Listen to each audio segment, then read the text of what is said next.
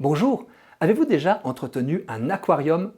Pour assurer l'équilibre de ce mini-écosystème, les aquariophiles ajoutent souvent aux espèces rutilantes un poisson chargé de nettoyer l'aquarium.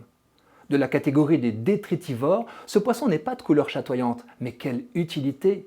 Il ingère la pellicule de déchets qui finit par tout recouvrir, y compris les vitres. Sortons maintenant dehors. Regardez les corbeaux, à la réputation aussi sombre que leur plumage. Ils ne sèment ni ne moissonnent, mais quelle débrouillardise, à la campagne comme à la ville. Autour de nos poubelles, ils rivalisent d'ingéniosité pour récupérer nos déchets alimentaires. Vous savez sans doute que la famille des corvidés, qui comprend aussi les pies, choucas, corneilles et autres geais, est réputée pour son intelligence. Elle n'aurait rien à envier à celle des grands singes. Les corbeaux savent travailler en équipe, anticiper les réactions de leurs congénères, deviner leurs intentions, apprendre en imitant. Ils seraient même capables de reconnaître le visage d'un être humain qui les a déjà agressés. Voulez-vous un exemple fascinant de leur adaptation à nos mœurs? Certaines colonies de corbeaux tirent parti de la circulation automobile.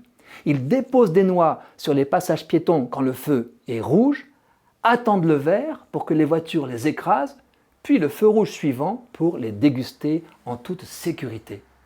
Les zoologues ont étudié le cerveau du corbeau très dense. Il dispose d'un pallium élaboré. C'est la zone qui correspond chez les animaux à notre cortex, spécialisé dans la planification et la mémoire. De plus, les petits corvidés, restant longtemps avec leurs parents, bénéficient d'une éducation poussée. L'Homo sapiens est bien plus malin qu'un singe. Pas étonnant qu'il ait eu l'idée de mettre l'intelligence du corbeau à son service.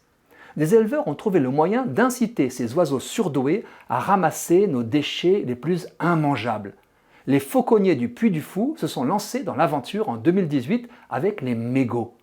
30 milliards sont abandonnés dans la nature chaque année en France. Au parc d'attractions, une escouade de corbeaux a été dressée à en ramasser sur les parkings et à les mettre dans des boîtes en échange d'une friandise.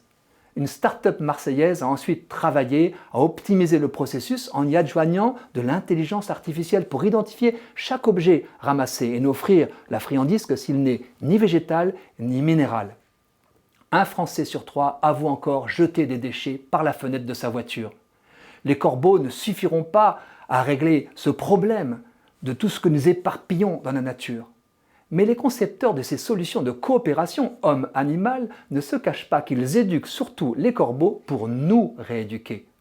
Voir des volatiles s'acharner à ramasser avec leur bec ce que nous jetons avec nos mains devrait nous faire monter la honte au front.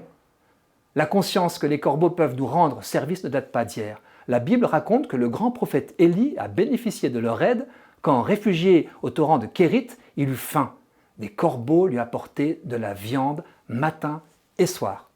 Que cet incontestable ravageur de nos cultures devienne aussi, pour partie, un nettoyeur réparateur de nos dégâts, c'est une bonne nouvelle.